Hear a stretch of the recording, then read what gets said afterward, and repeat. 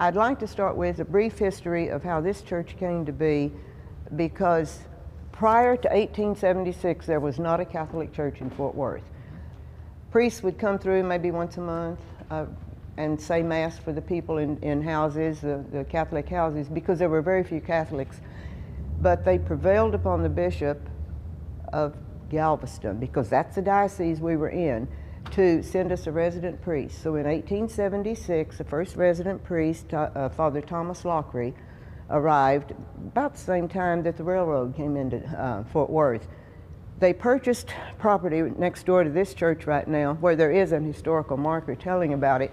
And within 3 months, the first parish church in Fort Worth was built. It was called St. Stanislaus Kostka Catholic Church, after the Polish Jesuit saint. October the 29th, 1876, the first High Mass was sung in Fort Worth. Father Lockery was here until 1884. When he left, Father Jean-Marie Guillot, a French priest, was assigned here. He had been he was from France, but he had been ordained in Galveston. He got here and almost immediately began to purchase this property next door so that he could build a new church. And he was criticized for it because there were only about 20 Catholic families in Fort Worth at the time, and he was building on the outskirts of Fort Worth. And so he received a little criticism. At any rate, the property was bought, and on October the 14th, 1888, the cornerstone was laid. And I believe Bishop Gallagher is the one that I was talking about. Bishop Gallagher blessed it in 1888. Cornerstone was laid, and it took 4 years to build the cathedral. It was dedicated July the 10th, 1892, and by then we were under the Diocese of Dallas. It had been formed in 1890, and Bishop Brennan, their first bishop, dedicated the church on July the 10th, 1892. Now, when Father Guillot hired J.J. Kane, a local architect, to design this church, it was Gothic Revival, a very small, much smaller version of New York's St. Patrick Cathedral. Of course, it was not a cathedral, it was a church. See all the arches going up, very typical Gothic Revival. You see all the arches going here, the arches over the clerestory windows, and the arches that are over the sides. That's Gothic Revival. And the side altars that you see down there, the Marian and St. Joseph ones, were Gothic Revival design in wood. Now, the church pretty much remained this way through Father Guillot's tenure here. He died in 1907 at St. Joseph's Hospital, and he was replaced by Father Nolan. Father Nolan came, later became Monsignor Nolan, and he was here until his death, December 23rd, 1939. Nolan didn't really change a lot of things in the church. He's responsible for our Stations of the Cross, 14 of them, and you'll see they are Gothic Revival in design, which at that time were matching the 2 wooden side altars. On a trip to France, he ordered them, and they came in 1929. They came here, and the choir did a special program, actually Rossini's Stabat Mater, to raise money to pay for the new Stations of the Cross. Mr. Marsh was the choir master and director. At any rate, German woodcarver Hans Schmozel was the noted woodcarver who carved these specifically for this church. I did have a man come through who is a woodcarver himself and tell me which ones, I cannot do it, but he told me which ones the apprentice woodcarvers had done on the Stations of the Cross, and then which one the master woodcarver himself had done. About 15 years ago, no, maybe longer, there was a leak in the ceiling over the St. Joseph's altar. It had to be repaired. So they started taking the Stations of the Cross down. When they did, they discovered woodworms were eating them. So we had a Mr. Phillips had told my brother months before that, when he had woodworms in his clock, that if he would put it in the freezer and leave it for 3 days, it would kill the woodworms. So Jimmy Klein, who was a parishioner here and had the Klein Meat Market, told us if we would take all of our stations down and bring them, he would put them in his freezer for 3 days so we kill the woodworms. Haven't had any problem with them since then. When Monsignor Nolan died in 1939, Monsignor Grundy O'Donoghue was assigned the pastor here. And he was a convert to the church. He had studied under Monsignor Nolan.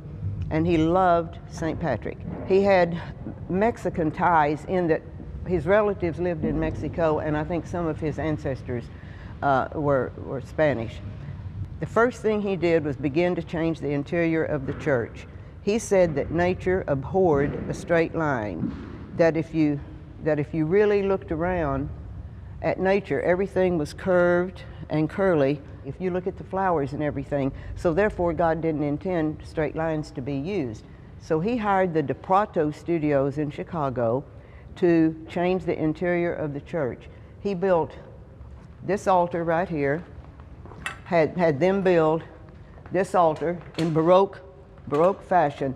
If you look, this is faux marble. It's not real marble. And I recently discovered a term for it called scagliola, which dates back to the times of the Medicis, a very elaborate carving. And I know John Volz, who's an historical architect, said that this is some of the finest faux marble carving that he had ever seen.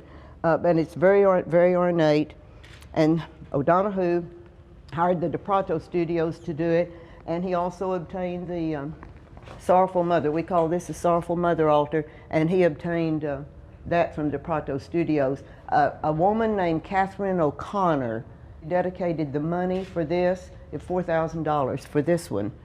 Down here, and it's a little difficult to see, but here's the Mary's heart pierced by her 7 sorrows. The 3 roses up here at the very top represent Mary as the daughter of God the Father, as the spouse of the Holy Spirit, and of course as mother of God Christ. There were 7 lights around her head, again depicting her 7 sorrows. All you can see now are the little sockets.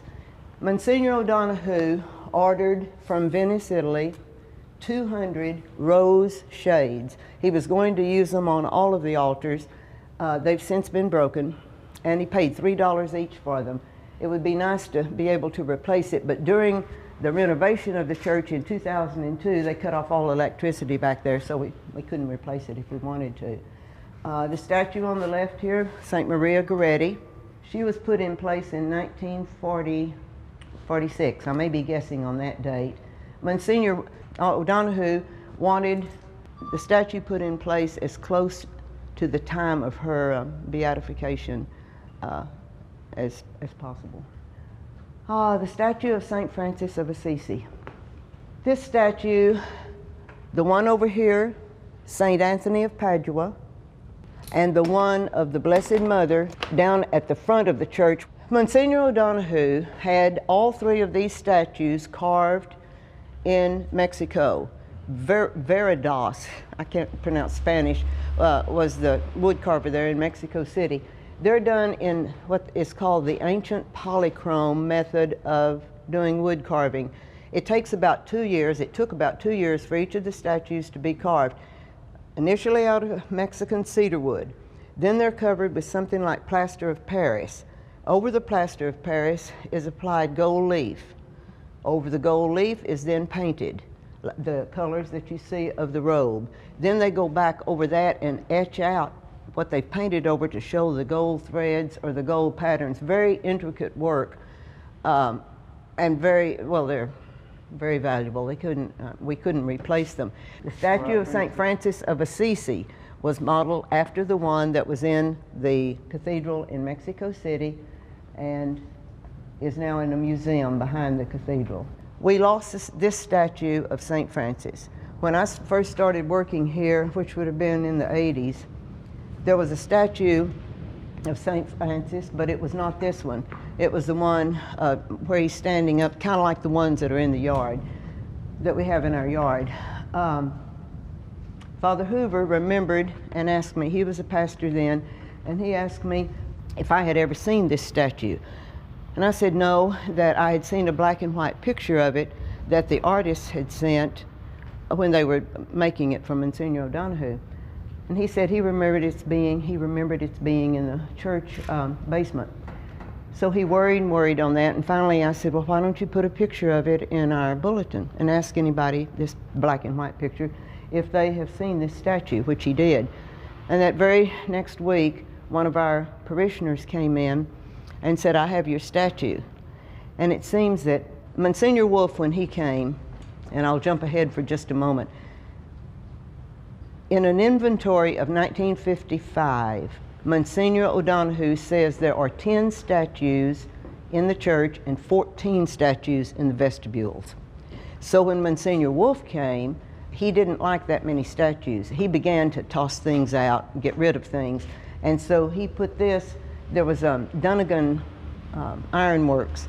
And so he traded Dunnigan. Dunnigan put the black wrought iron fence around the rectory, and Monsignor traded him the statue plus some money.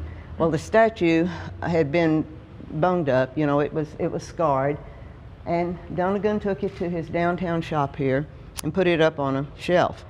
Our parishioner, who contacted Father Hoover, Maria Merritt, walked by his shop every day from her job at St. Andrew's Episcopal Church, and she had a great devotion to St. Francis. So she went in and asked him if she could buy it, and he said no, it wasn't for sale. So every morning she would walk by, and occasionally she would stop in and ask him if she could buy the statue. So one day she went in and he was carving, and it was sitting up on a shelf, as I said. He was carving and whittling, and he tossed the knife and it hit St. Francis in the shoulder. And he said, it's just an old wooden carved statue. So she left, and he called her back the next week and said, if you want to buy the statue, I think it was $75, I don't remember, it's yours. So when she went in, she had her arm she saw his arm in a cast. And it seems that the antique cash register that was sitting right next to St. Francis on the shelf had fallen off and hit him in the arm, the same place he had been whittling. He had thrown the knife when he was whittling. And he said it had absolutely nothing to do with the fact that he was now offering her the statue. But she took it home. She built an additional little area under her house, a shrine, and the miracle, for it really is a miracle of this would have happened, I don't remember what year. We were looking at all of this in 1989. She realized the room leaked. He needed a hand, he needed feet, he was all just in bad shape. She was going to offer the statue, she didn't know it came from St. Patrick, to the priests at St. Francis Church in Abilene, Texas, Franciscans. So when she read this in our bulletin, she called Father Hoover and said, you can have your statue back if you promise to never get rid of it again. And believe me, we promised we never would. So we hired a lady to come in. First off, Mr. Phillips, the man who told me about the woodworms, carved the right hand of St. Francis. It was missing. And a parishioner later on carved the feet, and I don't have the name, I don't know how I could find out who that parishioner was. We hired a lady to come in and restore it. She could not put gold leaf back on it, and if you stand here and you look at St. Francis, it's gold paint. She did a wonderful job of fixing it, but then you look over at St. Anthony and you can obviously see that's gold. I mean, there's no doubt about it. See how much shinier it is? Okay, so that's our St. Francis story. Over here is the crucifixion altar. Monsignor O'Donohue said that he bought this corpus of Christ from the Hernanite nuns in Mexico City. During the persecution of the church, they had to close their convent and get rid of things. So he bought this. He said in 1950 that it was 250 years old. So I really don't know how old the corpus is. Later on, he had the same artist who carved these do the brass behind his head. And if you notice, there are four symbols up there. In the upper left corner is the pillar at which our Lord was scourged. On the right-hand upper, you see the nails representing the crucifixion. On the right of his head is the picture when he said, I am athirst, and they gave him vinegar to drink. And over here, the robes, his robes that the soldiers gambled for. Very symbolic. By the way, there is a reliquary behind his head, and there's one behind the Blessed Mother's head I forgot to point out. I don't know which because I didn't climb up, but Michael Frank climbed up, and he told me that one has relic of the True Cross, in it. And so I don't know which one it is. It's kind of hard to climb up there and see. Okay, this is St. Roch. He was a medieval pilgrim. And if you look at his vestments, the two cockle shells on either side, they depict the mark of a medieval pilgrim on a pilgrimage. And his dog is bringing him something to eat, and he's pointing to the wound that he received when he was thrown in prison. St. Roch is known as a patron saint of large diseases that sweep the country. When I was a child, it was a polio vaccine had not been invented, and we couldn't go to public swimming pools and things like that. And so our parish prayed to St. Roch that if nobody contracted polio that summer, and this would have been maybe 1946, that they would get a statue in his honor. And nobody contracted polio, so they got the statue as they promised. Okay, in 1949, there was a flood in Fort Worth, massive rain, and it went if you're familiar with the Montgomery Ward over on 7th Street, it went that high to the top of the Montgomery Ward. And of course you have contaminated water at that time, and you have typhoid fever. And so they took the statue of St. Roch and put it at the front of the church and did a 9-day novena to protect not only our parish, but all the people of Fort Worth from disease. Over here is the Infant of Prague. I believe the Dickersons gave this too. I think I told you that that Catherine O'Connor gave the Sorrowful Mother altar. The crucifixion altar was given by a Dr. McQuiston, who was a parishioner at St. Patrick. And the Infant of Prague, the Dickersons gave. They're parishioners of ours. Beautiful little statue. Oh, the holy water fonts, Dallas Granite Company, probably in about 1950 or 48. Monsignor O'Donoghue died in 1956, so in going through his correspondence, I'm trying to put an accurate date on everything that he acquired, because he acquired most everything that's in here. But I do know that was a Dallas Granite Company, and I don't know if they still exist. One thing I'd like you to look is the door here. The big double doors coming into the church. Those doors are, of course, Gothic in design. They used to open in, and they were larger. And when the church was renovated in 2000, they use the word renovated, restored, redecorated, whatever word you want to use. We were grandfathered, and because the doors opened inward, which is not permitted these days, we were grandfathered though, so that we didn't have to do it. But Bishop Delaney had a great fear of fire. Apparently he had been in a church fire. He's the one who took the row of pews out of the church in the middle so people could exit. So they turned the doors so that they would push out. And in the process, they cut the doors down. They used to be a tad larger. Originally, although I never saw it, there was a vestibule right here, and that was taken down, I'm sure, by Nolan. Guy Thompson told me it was very hard. It was such a small vestibule to come in to get a coffin in when he did funerals here. Monsignor New was going to glass in this area so that you could then walk in, but our parish council talked him out of it. Screamed him out of it. Okay. I wanted to point out the two side windows. One behind the Infant of Prague and this one over here. Those came out of the St. Stanislaus Church, or in that they are American glass of that period. Dr. James Patrick, who was hired for the 1985 edition of the sacristy, did something called a survey of the fabric. And he says that those two windows most likely were in St. Stanislaus Church. The side pews that you see in the church over here came out of St. Stanislaus. You'll see the difference. They're kind of a triptych design. They're all hand carved, but they came out of the St. Stanislaus Church.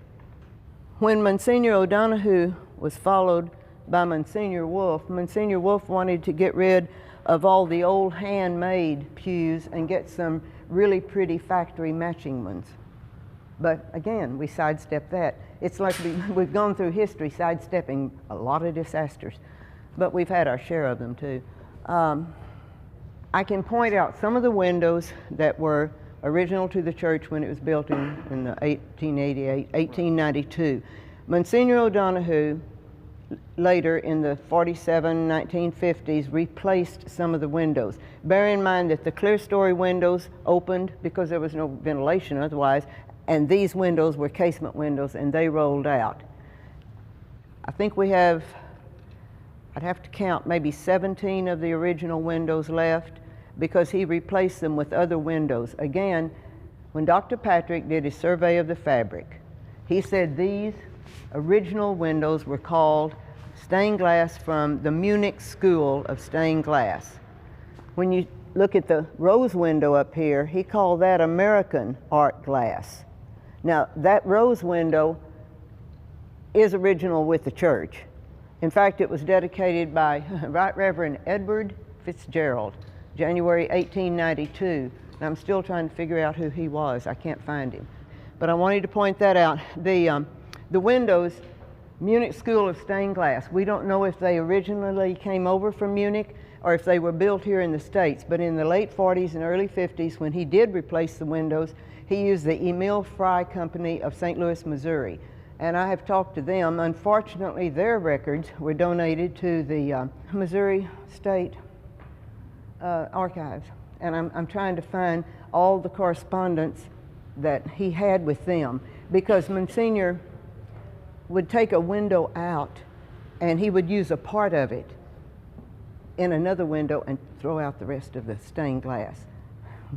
Something I don't usually talk about on my tours, but I want to show you, are our paintings above the side doors. Monsignor O'Donohue hired, probably in 1946, the Frederick Pustet Company in New York City to do 4 oil paintings for this church. The side that you're looking at right now is St. Anthony of Margle, a Franciscan priest who came to Texas to work with the Indians. On this side over here is the Annunciation, when Mary when the angel appears to Mary. Again, the company was the Frederick Pustet, P-U-S-T-E-T, Company of New York, that he commissioned to do the 4 oil paintings for the church. Okay, this is an oil painting of Mother Agreda, Maria Agreda. She appeared bilocated some 55 times to the Indians from Spain, where she lived. And I think she's probably, I don't know if she's been canonized yet, or if she's still, or been beatified, but that's Mary Agreda, Mary of Agreda. And on the opposite side of that, okay, this is again the 4th painting that the Pustet Company did for Monsignor O'Donohue, and this is the Assumption of the Blessed Virgin. In 2002, the church was renovated, whatever word you want to use. Bishop Delaney came to rededicate it, and these crosses were put in place. There are several around the church. Father Guillot in 1888 had asked the Sisters of St. Mary of Namur to come and open a school because they were teaching sisters. They came, their building they started in 1888, which is the St. Ignatius building. They had completed their building in a year, within a year, and it was a boarding school for young ladies. They also ran a boys' school very, very briefly out of the old St. Stanislaus Church, which was removed or destroyed in 1907, 1908 by Monsignor Nolan when he came as pastor, and he built the present rectory. When we were doing a book in 1988 and having a celebration for the laying of the cornerstone 100-year anniversary, we were very puzzled about why the name of the parish changed. Instead of calling it the new St. Stanislaus Church, it was St. Patrick. There was a gentleman here, Mr. Vincent DeRoss, and I was talking to him about it, and he said, I remember what my father told me. His father had known Father Guillot, and when the new church was being built, the Irish had come in on the railroad, and they said, we'll help build a new church, but they outvoted the Polish. and named the new church St. Patrick's. So that's why the name was changed. And of course, it was just a church. It certainly wasn't a cathedral. In 1911, these all had numbers on them. And there was a gentleman here, I was telling them over at St. Stanislaus, his name was Travis Jones. And Mr. Jones came to me one day and said he had found a book in his basement that had something to do with St. Patrick, if I would be interested in it. And I was very interested in it. It's minutes of the Catholic men's group that was formed by Monsignor Nolan to help raise money and pay off the church debt. And so it's the minutes of a year of, well, maybe even a little under a year, of how they were going about raising money for the church. So they came up with the idea of renting the first 5 pews off the main aisle for $60 a year. Bear in mind that there were several masses going on in every Sunday because there weren't that many churches around. So you, for instance, you could come to the 7:30 a.m. Sunday Mass, and if you had paid your $60 a year, then you could sit in row 1, 2, 3, or 4, or 5, depending on which one you reserved. And then the next 5 were $50. And then it kept going on down from there. So they raised some money for the church. And I did have somebody tell me that Monsignor Nolan got really irritated because people were putting pennies in the collection plate basket. So he didn't like that, and one Sunday he served it, he came down and passed the box himself, or the basket, see if he could catch who was putting the pennies in, but he did not. There were no pennies that particular Sunday. He also had postcards, then I have one in the archives, that he had the altar boys go out and sell pictures of St. Patrick. He was desperate to raise money to pay off the church debt. Oh, the granite columns are as plumb today as the day they were put in place. Myth has it that they were hand polished here on the grounds of the cathedral, but I don't have anything to prove that. So we had a pipe organ. It's called a Hooks and Hastings pipe organ. Was put in place around 1910 or 1911. And these 3 bottom windows that you see of the rose window were covered by pipes. It was a tracker organ, meaning that the console and the pipes were all one unit. And it sat in front of the 3 windows. It stayed there and was used by Mr. Marsh, who was the choir director, and all the concerts and everything. In about 1968, my brother was hired as the organist here. And the Hooks and Hastings, Bishop Casada wanted to get rid of the Hooks and Hastings. He was our first bishop. So he got rid of the organ, but he left the pieces, the frontis pipes that went across the bottom, and then he got an electronic organ. And so people never knew whether or not we had a pipe organ or not because all the pipes were still up there. But he did get rid of it. It was donated, I think somebody in Corpus Christi, some church now has it. So Father Hoover, jumping ahead to 1988, one Easter, he wanted to take those pipes down because obviously it was not a pipe organ. So we came in one Friday night and all day Saturday morning, and we took down the frontis pipes. Now that was the first time, it was for Easter. We did this after Good Friday services. It was the first time in 70 years that the whole rose window could be seen again. And it was damaged. They did repair it in 2002, but I have pictures of our climbing up on a platform to wash the dirt and grime of 70 years that had accumulated behind the organ pipes. We do not have a pipe organ. We have an Allen organ that was installed by Monsignor Wewell when he was pastor in the 80s.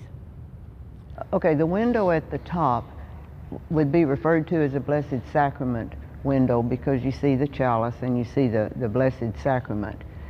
Down below is a more recent, and that one up there is 1892, or when the church was first built. Recently, probably about 8 or 9 years ago, the Guardian Angel window was put in. Before that, there was nothing there. And I'm not sure that it was part of the original windows of the cathedral. I don't know much about its provenance, but I know it was put in just before Bishop Van came to the cathedral. And it has to have backlight because the sun is not hitting it. It's from the sacristy. To the next window, St. Ignatius. The St. Ignatius window is original to the cathedral when it was being built. And of course we have the St. Ignatius building across the parking lot. So that window is dedicated to him. The next window is dedicated to the Blessed Virgin. That is the Blessed Virgin. The large window is called the Crucifixion window.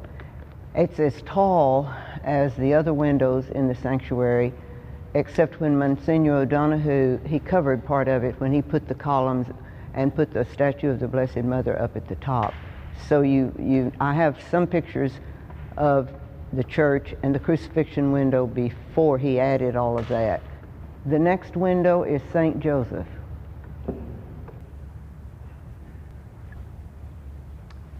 And then you move more to the right, and that's St. Aloysius on the left-hand, our left-hand side of the statue of St. Patrick.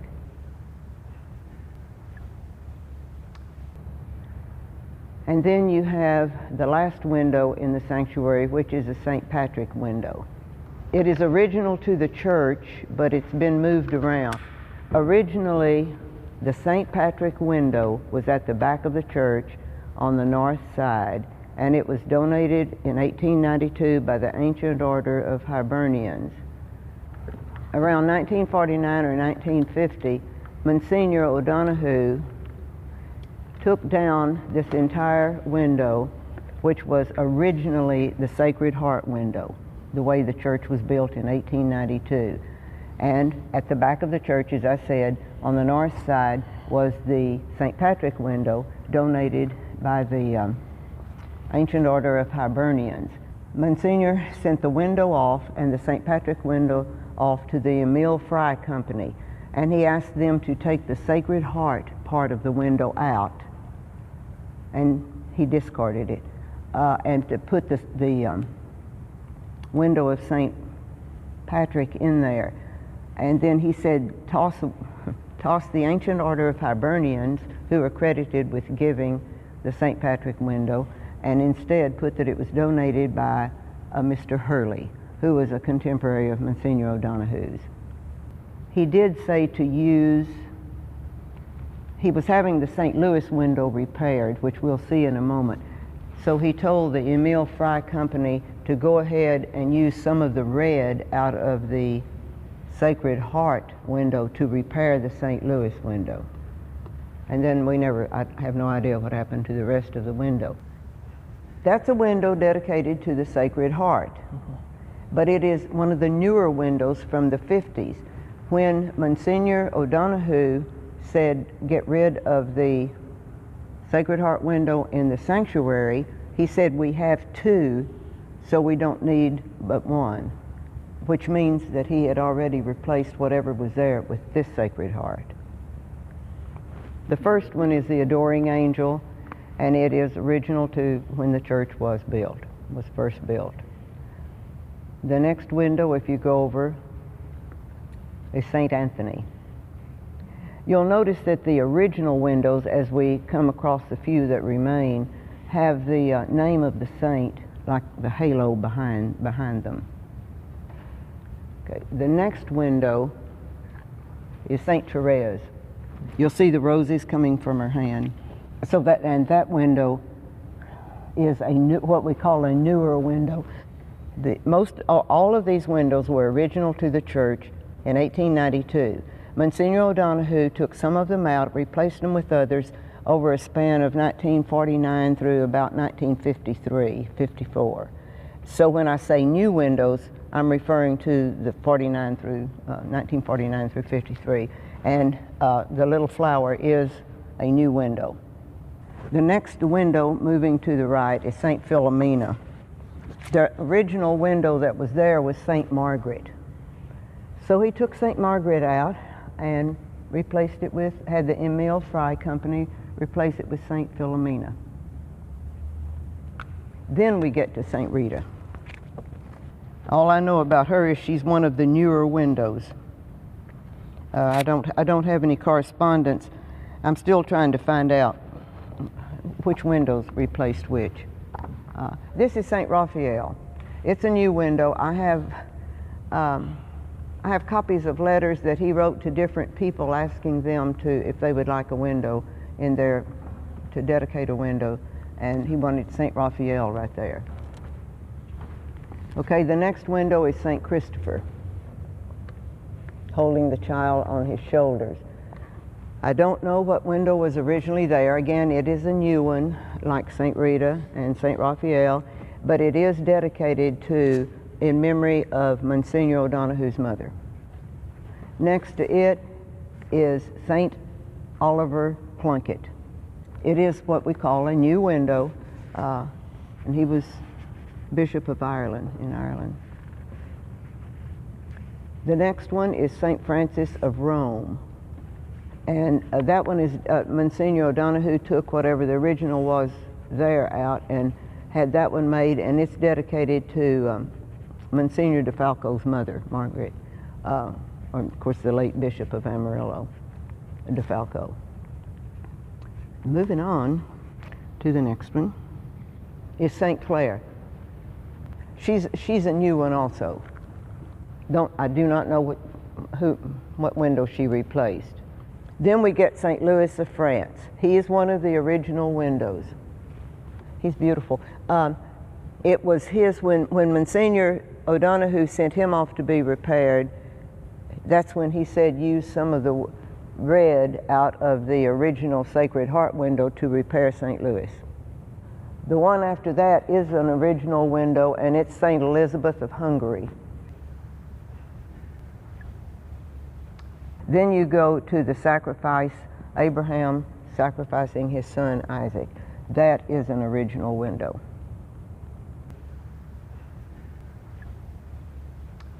Then next to this one is the Assumption of the Blessed Virgin Mary. It is an original, but the frame belonged to St. Bridget, and St. Bridget was the body that was in there. So he took the body of St. Bridget, or the picture, whatever you want to call it, out and put the picture of the Assumption of the Blessed Mother in there. So this is part old and part new. And you can tell by the coloring. I should have mentioned that earlier on. If you look at the picture of St. Louis, or the window of St. Louis, then even the one of the Assumption of the Blessed Mother, you'll see how much more pale, if that's a good way to describe it. He has more color. More color, yes. Thank you. And if you look at all of the new windows, what we call the new ones, you'll see that they don't have, in my opinion, the richness that these do. And this first window over here is Our Lady of the Most Holy Rosary. We had a rosary window. That is an original figure. If you'll notice, you can tell from the color of her face. We also had next to it, I haven't seen it, but next to it was a window dedicated to the Blessed Virgin. And she was in blue and had a child, Jesus, playing with a dove at her feet. So Monsignor O'Donoghue had them take out the picture of the Blessed Mother in blue and discard it. And then he put the figure of the original Rosary, Most Holy Rosary, in its frame. And that's the second one is the Annunciation of the Blessed Mother, and it's new.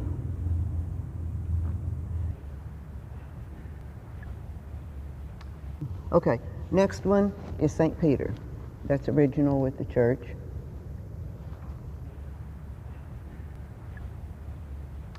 And the next one, St. Stanislaus. The one after that is St. Francis of Assisi. It's new also. Next to that, St. Pius X. And you can see how his face is more pale than the one next to it, which is St. Cecilia. And that's an original window. She's beautiful. And the one next to that is St. Charles Borromeo. And it is a new one also, St. Joan of Arc. The next one is St. Catherine of Siena. She's new. Okay, and the next one after that is St. Margaret Mary.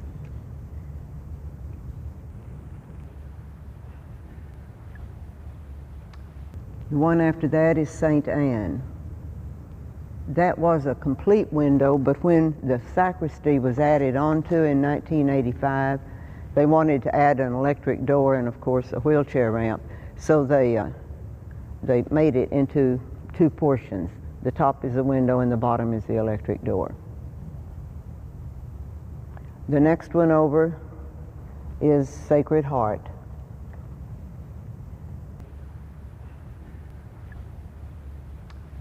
The last one is St. Michael the Archangel, and he is original. He's beautiful. I've been in touch with the Emil Frey Company trying to get correspondence, any copies of correspondence they have from Monsignor O'Donoghue in that time period, and it's a family organization. The grandfather was there, the father, but the gentleman I talked to said that they had donated anything, I think it was 1945 back, because they're a very old company, to the Missouri Archives. So now I'm trying to get in touch with the Missouri State Archives, which I think has donated stuff to the National Archives, and I'm trying to track down, just out of curiosity, which windows were original that were replaced by the new ones. And that's our windows. Okay, the communion rail, again, was installed by Monsignor O'Donoghue, because the original communion rail was made of wood and matched the side altars. So he had, if you notice, this is that scagliola, which is the faux marble, and then this is real marble. And then, of course, this is a marble top. This is a Marian altar. The statue here in the center is the one that I was telling you is part of the Spanish polychrome method of doing a statue. She is absolutely beautiful. If you put the light on her, you'll see the real gold leaf that has been applied and the stars that were etched out after they had painted it. She's beautiful. Monsignor O'Donoghue called her Our Lady of the Angels. Probably our prettiest statue. If you notice the shell behind her, the carved shell behind her, and there's one for the same for St. Joseph, I found a letter that Monsignor O'Donoghue had written to the Los Angeles Theater saying, the lovely Baroque doors that you have as exit doors in your theater, could you send me pictures of them, because I want to use them on altars here at St. Patrick. Right up at the very top is an icon of the Blessed Mother holding the Christ child. Monsignor O'Donoghue said that it came out of Russia during the Russian Revolution, and it has seed pearls and diamonds in it. Again, the DePrato Studios are the one who built this whole altar. Yes, because the original one was the wooden Gothic one that matched the Stations of the Cross. See how beautiful she is? On the left, the statue over here is St. Jude, Saint of the Impossible. Here in the church, we call him the heaviest statue, so we don't ever move him anywhere. We have a habit of moving statues around. Our most recent statue is Our Lady of Guadalupe.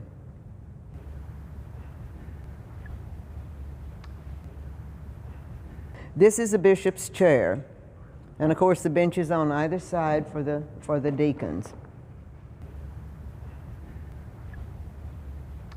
The Ziegler Company did the present altar of sacrifice and the ambo over here. And that was done during the 2002 renovation of the church. After Vatican II, the priest was to turn around and face the people. And so Lyle Novinsky at the University of Dallas carved a wooden altar for this, for us to have in place. We still have it. Bishop Van used it for his consecration, ordination over at TCU, and when he had large masses at the convention center, like the school mass beginning of the school year, we take that. It was donated by the Bandor family here in here at St. Patrick, but it was wooden, is wooden, and we have it in storage. They also donated the ambo that matched it, so that's taken over when the bishop does masses elsewhere. Let's come over here to the St. Joseph's altar.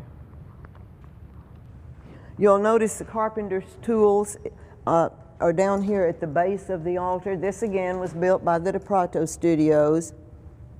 I have a letter from Monsignor O'Donoghue wrote to the DePrato Studios criticizing them because they didn't, he thought that the altars at the back of the church were better carved than the ones up here.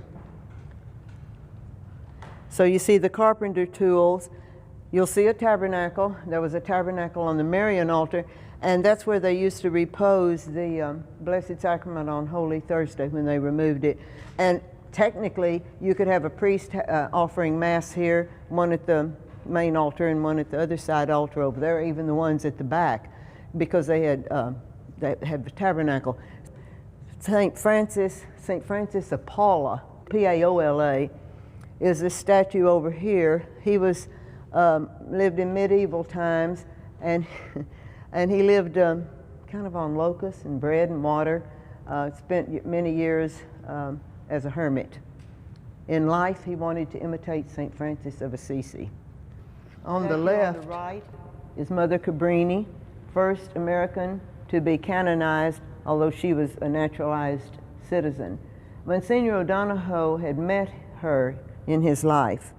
He liked to tell everybody that she was in this church in 1903 because we know at that time she took a train which stopped. There was a layover here in Fort Worth.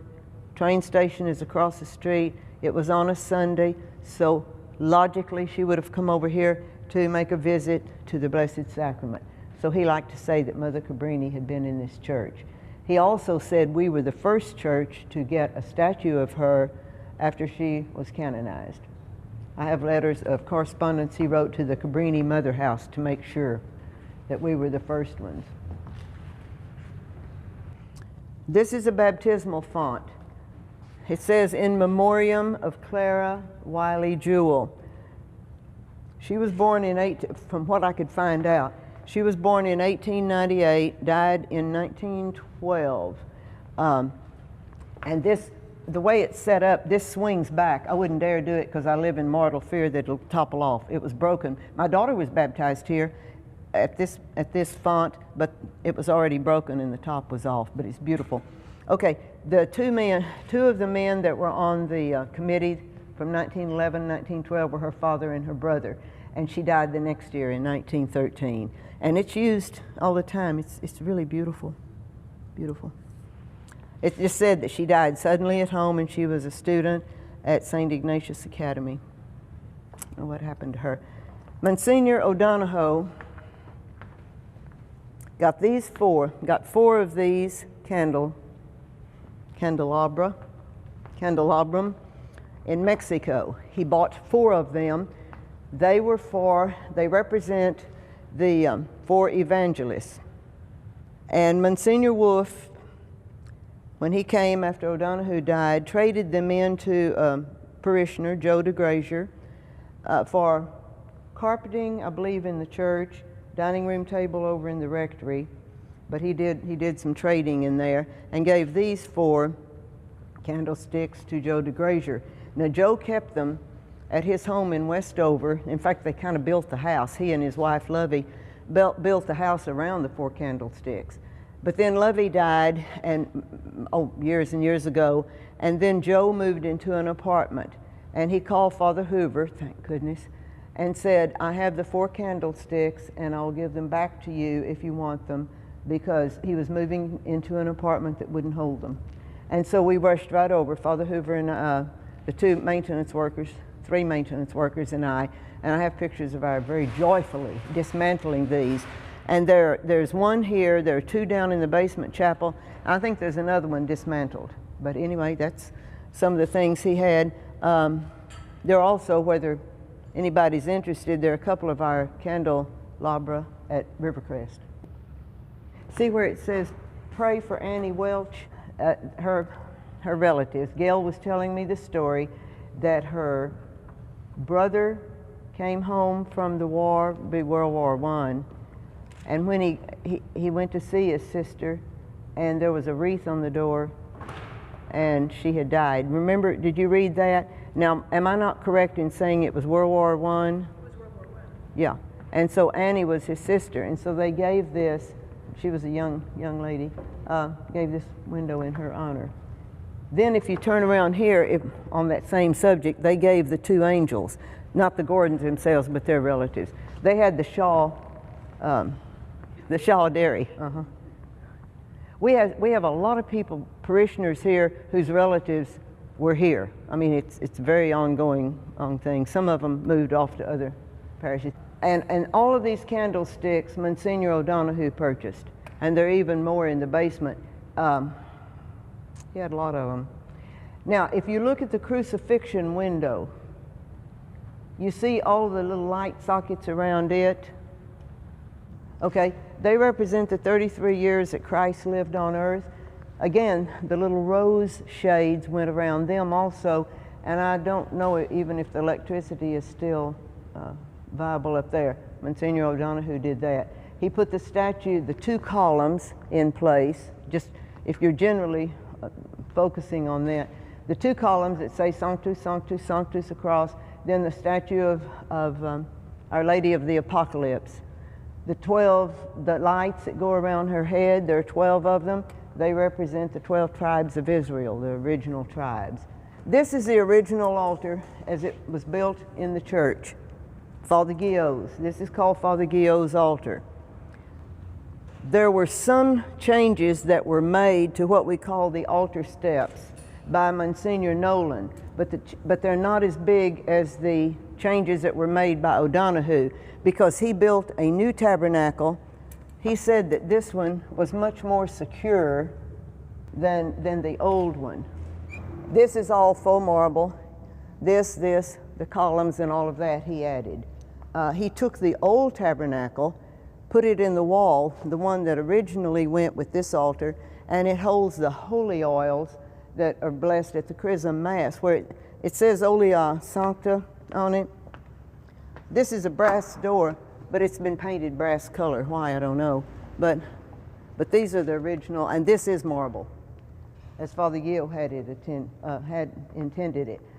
Okay, this is a Sacred Heart statue. St. Patrick statue, right next to the St. Patrick window.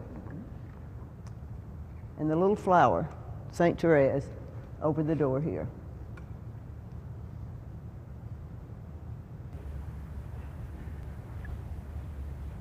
In 1985, Monsignor Whewell decided to enlarge the sacristy. He added the wheelchair ramp and bathrooms. That was in 1985. The cost was $600,000, which was many times the cost of the church initially, which was $80,000. When they enlarged the sacristy, they had the W.D. Smith Company here in Fort Worth make the stained glass windows and the big bas-relief outside of St. Patrick. And Bobby Simmons, who comes to this church, carved all the wood cabinets.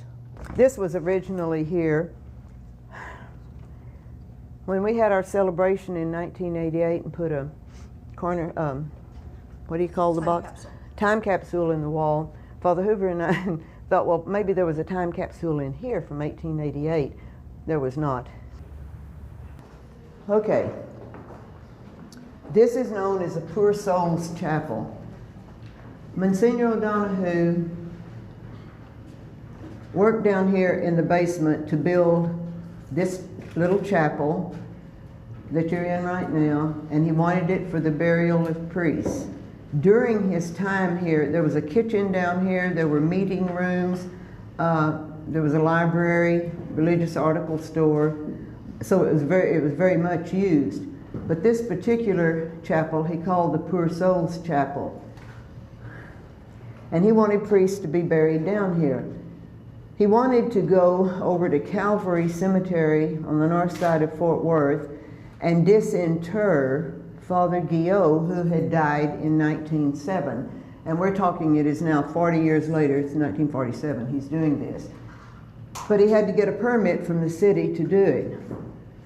And you can't start a cemetery inside the city limits. So Guy Thompson went to the city council and told them that you can add to an established cemetery, you just can't start one. And because the Catholic Church has relics in it, and the relics are bones or portions of people, we already had a cemetery here, so therefore we could bring the body over. Follow that logic. But anyway, they were able to bring Father Guillot's body over. I interviewed Guy Thompson with Harbison and Cole. He said that Monsignor O'Donoghue called him and said, let's go out to Calvary Cemetery and disinter Father Guillot. At that time, Guy worked for RMH, and he didn't think it was a really good idea, but he wasn't going to dispute Monsignor, so he went. When they got to Calvary Cemetery and removed the dirt, Father was in a vault. So they came back and got like a tow truck with a winch and chains, went back and pulled the vault up, opened the vault, opened the coffin, and Father Guillot was lying there, fully preserved at that time in the priestly garments. And I said, well, Guy, what did you do with him? He said, well, he turned him over, and when he did, he crumbled. But he put him in a black box that Monsignor O'Donoghue had designed, and he said it had Latin inscriptions all over it. He didn't know what it said. So they came back with the box, and they put it in here, where you see 1845, 1907, Reverend Jean-Marie Guillot.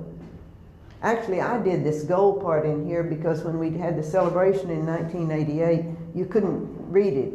It was all the same color. So I went to a mortician place. Anyway, I did that. I don't know if I should have, but everybody else has done things, so why shouldn't I? Okay, so talking about the chapel. We know that Father Guillot is buried here. When I was talking to Guy, he said, you know, I think we also disinterred Monsignor's brothers. But he was real vague about it. And I said, And he said, and his mother.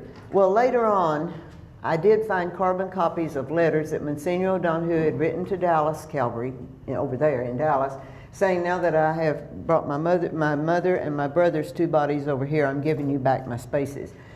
So I said, well, Guy, you know, where would he have put his mother? Because I don't see anything down there. And he said, well, we put her in the floor. Because Monsignor O'Donoghue didn't want people to know that family members were here, but he wasn't going to be buried by himself.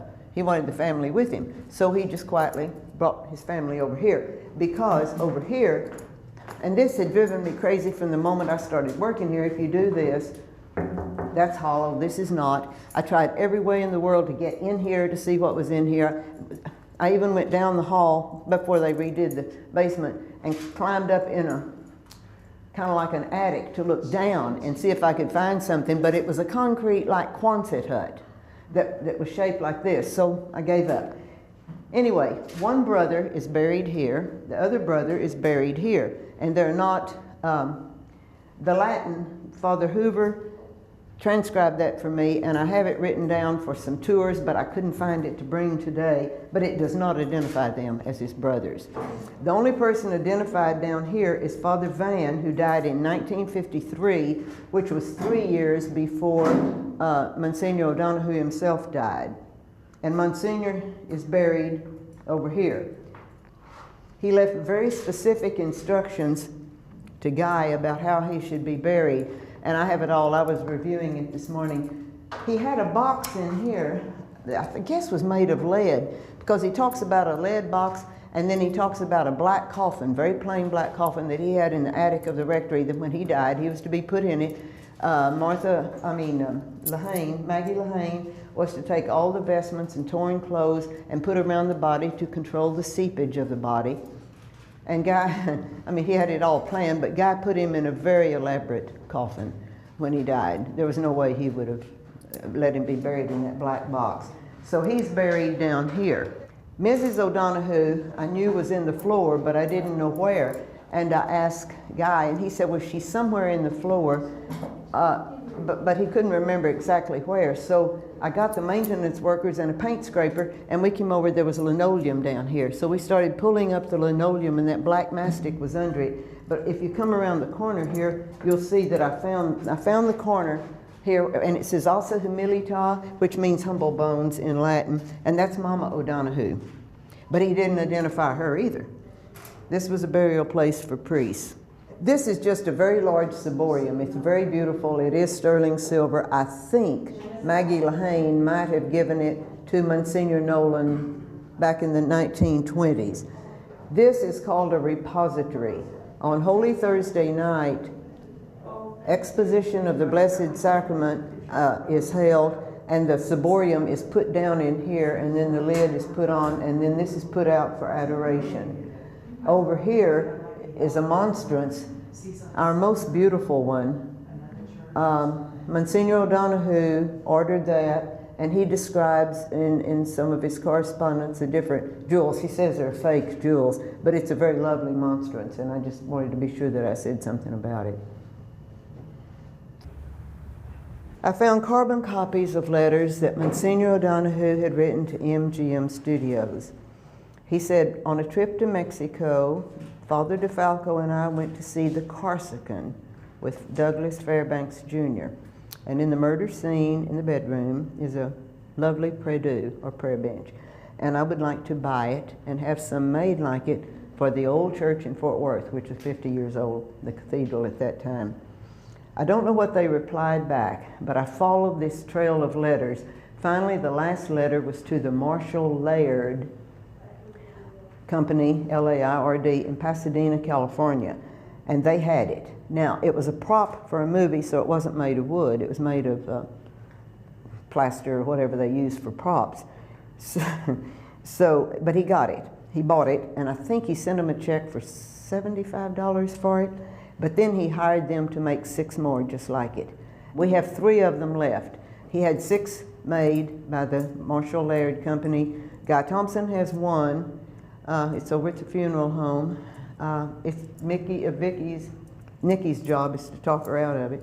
And then we think Bishop Fulton Sheen was given 1 when he came through, because we have only 3 left here at the church. But nice prie-dieux. We used to use them for weddings, but they're getting kind of fragile now.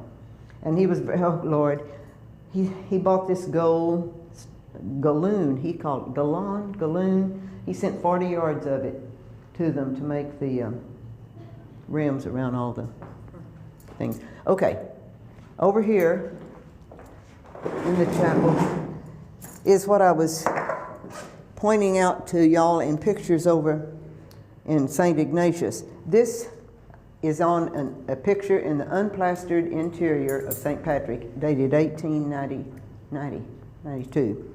And this is what they would ring at the consecration. And it was sitting on the altar even during Monsignor Nolan's time. There are pictures of it sitting there.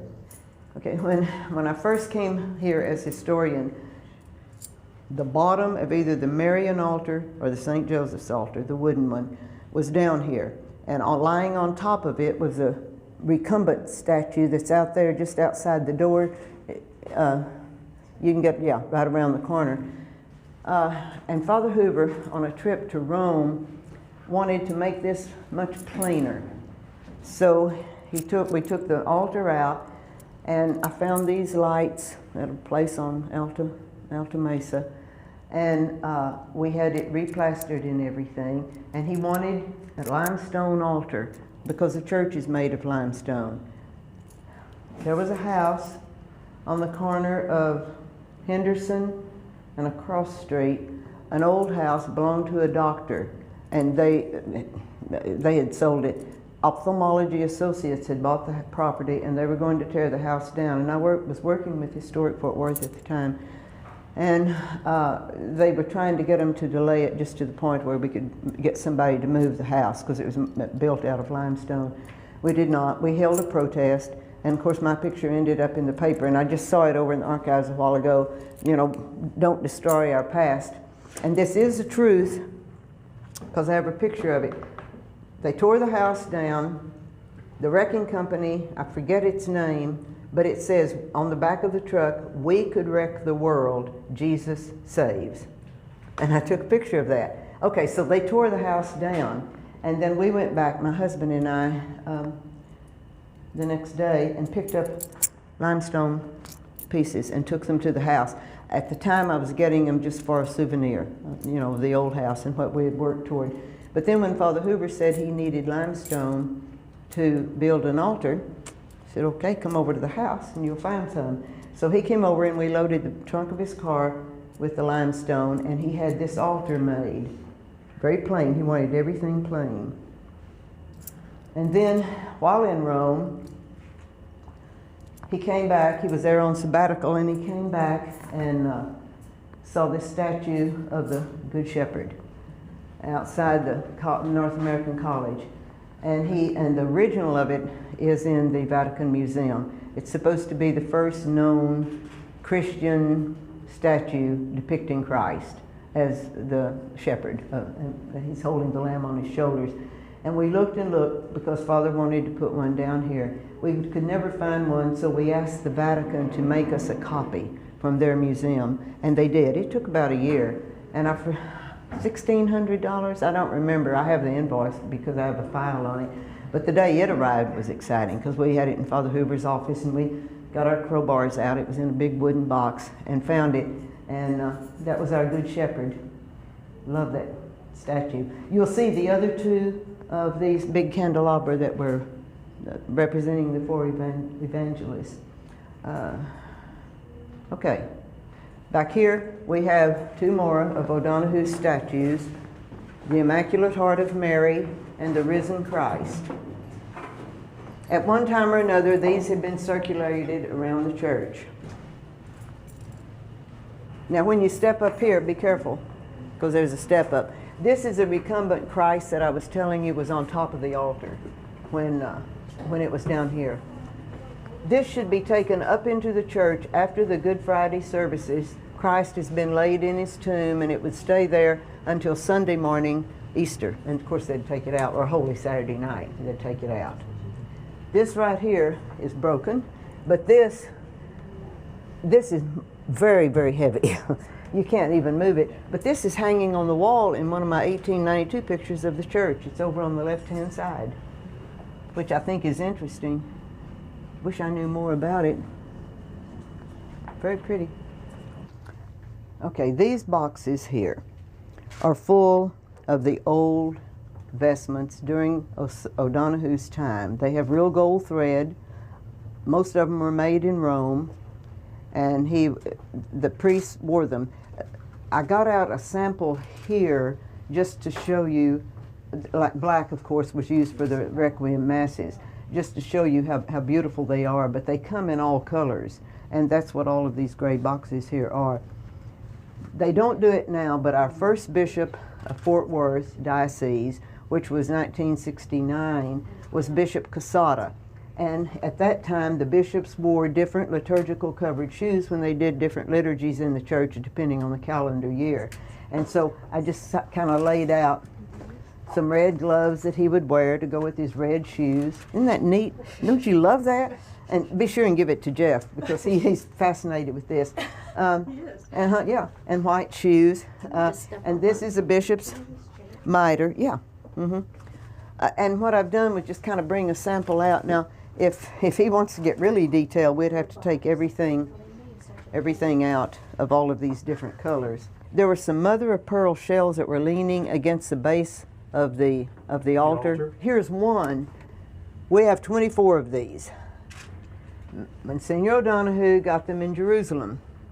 There was a big article in the Star Telegram about how he went over there and bought these. He said the artists carved them, and they with using tiny little tools. That he said in the article that they even use their toes to hold the tools to carve these.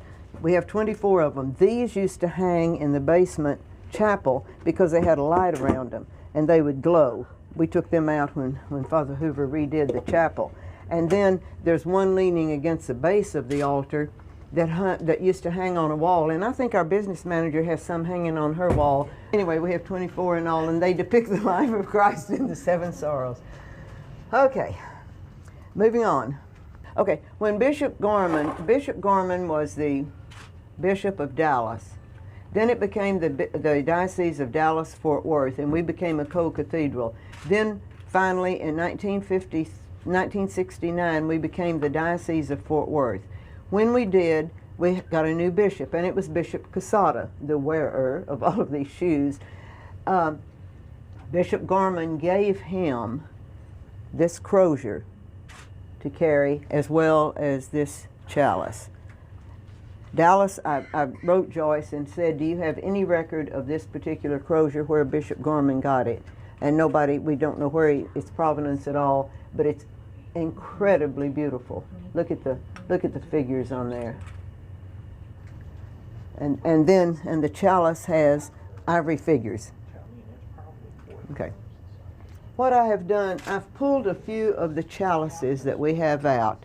Monsignor O'Donoghue had 3 different inventories where his favorite expression was antique, hand-gilded silver. And he kept, sometimes we can figure out which chalice he's talking about, sometimes we don't know.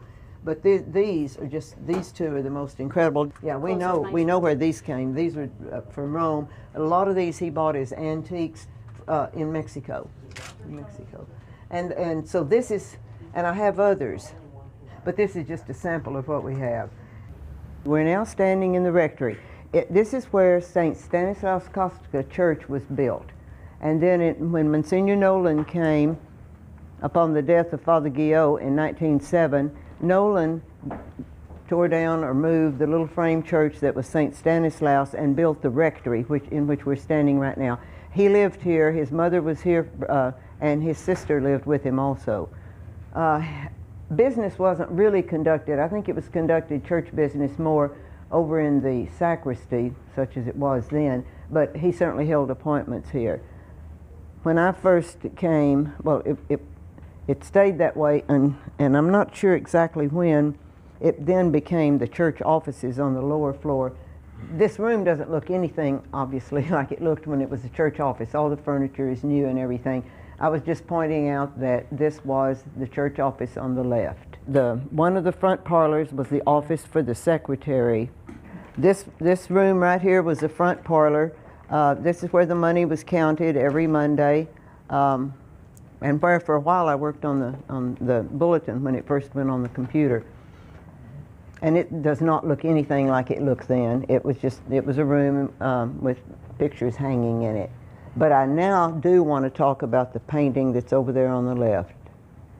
That's the artist was Emile Groupé. He was a New England artist, and he did a lot of work depicting the ocean, the sea, the rocks, and all of that. The Marsh sisters owned that painting, probably, and I'll explain who they are. The Marsh sisters probably bought it at an art show in Fort Worth. There were 3 of them, and they were sisters to Mr. Marsh, who was a church organist for years, who wrote Texas, Our Texas. And he was associated with TCU, our church, Presbyterian Church, and the Jewish synagogue, well-known musician. When the sisters, there was one sister left, and a woman, and I need to get her name right, Scott, Frances Scott, was given this picture. She was a banker here, and the last Marsh sister gave this painting to Frances Scott. Then she wanted to donate it to a Catholic church, and so she gave it She gave it to St. Patrick because she talked to another woman here in Fort Worth named Jane Cote, that, again, those were old Catholic families. And Jane, I think, gave it, some words say gave it to Susie Pritchett, some say Jane brought it over here, but they donated it to St. Patrick. And now it's hanging in here. I don't think they really realized who the artist was. I saw the name and tried to start doing some research and see where it came from. And it's probably valued between $12,000 and $15,000. Through the years, when Monsignor Wolfe succeeded Monsignor O'Donohoe at O'Donohoe's death in 1956, he was quoted, and it was true, the plaster was cracked here in the rectory, wallpaper was in shreds, and so he began to raise money to make the rectory a little more livable, and also did some work in the church, did the air conditioning. So when they changed it all around and had the front office and the parlor for visitors, they covered this stairwell right here. This is the original stairwell, but when I was here working, it was covered on both sides so that it was just a straight piece of wood going up. And when they started to rearrange everything, they discovered the original stairway, which was really neat, and that's how Monsignor Nolan had it built. This picture here was painted, picture of St. Patrick was painted by a Mr. Luce, and he was the father of our director of religious education. And she donated it. She was an artist too. This room was Monsignor O'Donohoe's office, and it was also the office of all the succeeding pastors of the cathedral until everybody moved out and they renovated it. It is now the chapel. Monsignor O'Donohoe died in this room. I was interviewing this gentleman who was his altar server, and then as he grew up, kind of caretaker and helped him with everything. Jesus Paz was his name, and he was asleep on a day bed, and they woke him up. Guy Thompson and Dr. Coleman woke him up and said, "Don't be afraid, but Monsignor O'Donohoe has died," and O'Donohoe's bed was in here. So everybody's used it as an office. Now it is, now it's the chapel for the priests. This is one of the original side altars that were in the church. It was either the Marian altar or the St. Joseph altar. And it has been cut off. When it was in the Poor Souls Chapel in the basement, the recumbent Christ statue was on top of it. But originally, we have pictures of the Gothic design, kind of like on the top of the Stations of the Cross. It was up very high. So when it was in the chapel, I had some work done on it. It was painted white, and I took it back to its original color that it would have been in the church. And then when they renovated the rectory, they stained it again. So that's the original one. And the Blessed Sacrament is in here right now. This chalice is one of the old chalices that Monsignor O'Donohoe acquired. He says there is a bullet hole in it that was mended, and I think those are supposed to be garnets in the base. I'll hold it up here where you can see the base of it. But it is one of our oldest chalices that we have. So he said Bishop Van liked to keep it here. That is one of the original altar stones. All of these altars in the church had tabernacles in them to repose the Blessed Sacrament. And under there, the altar stone is an old one. It's not the one that Monsignor O'Donohoe said in one of his letters, that he had the original altar stone that was used by the missionary priests. And it was 5 by 7.5 by 1 inches. And I've not ever seen one like that, because that's larger. And it's sort of, that one was taken over when Bishop Van did the Mass at the Convention Center. It's kind of a traveling one, but I think there's one more in the basement of the church. There are 3 icons hanging on the wall here that Monsignor O'Donohoe collected. He acquired quite a few of them. And you took a picture earlier of the one over the Blessed Mother's altar and the one over St. Joseph's altar. And then the clock. A lot of people assume that clock is Father Guillot's clock. It is not. It is a French clock, It's been in the rectory since it was first mentioned by Nolan saying the old clock in the entryway. Then I have a letter that Monsignor DeFalco wrote to Monsignor Wolfe. DeFalco was the Bishop of Amarillo. He was the executor of Monsignor O'Donoghue's estate. And he said the antique clock belonged personally to Monsignor O'Donoghue, and that he would leave it, he would like it left in the rectory. So it's been in the rectory now. In Nolan's inventory, one of his inventory, Monsignor Nolan, which would be 1908 to 1939, he mentions a clock in the entryway. So it's difficult to know, but it was absolutely not part of Father Guyot's estate, because I have his will and the inventory of what he had, and it goes so far as to mention a pair of opera glasses. So if it's going to be that detailed, they would have mentioned the clock there. It wasn't working, and my husband knew a Mr. Vernon Phillips, who also carved the hand on St. Francis when we were talking about that part earlier. And Mr. Phillips came out and cleaned it and started it working again, and he said it's a French clock from the 1800s. So I guess that's why everybody assumed it was Father Guyot's clock. But it's a very beautiful clock. And that concludes the rectory.